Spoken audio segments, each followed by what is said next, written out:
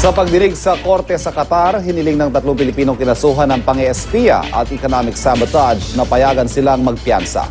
Ikinuwento naman nila ang naranasang pangtutorture para umamin daw sila sa pang-espiya. May news to go si Oscar Oida.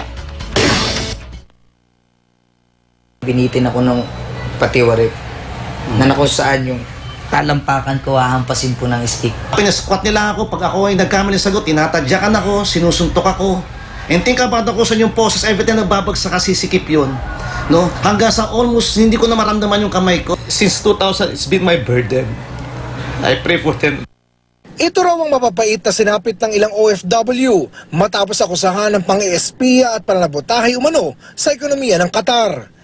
Kinasuhan sila matapos salugugin ng mga otoridad doon ang kanilang mga gamit tulad ng computer, cellphone, papeles at iba pang gamit noong 2010. Dito raw nakakita ng mga ebidensyang naging basehan ng kasong espionage at economic sabotage laban sa 9 na Pinoy.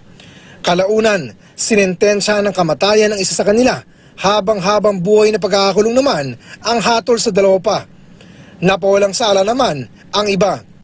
Sa pagdinig ng Qatar Appellate Court kahapon, iginiit ng mga nasentensyahang Pinoy na wala silang ipinapasang sikretong impormasyon sa gobyerno ng Pilipinas. Hiniling din nila sa korte na payagan silang magpiyansa.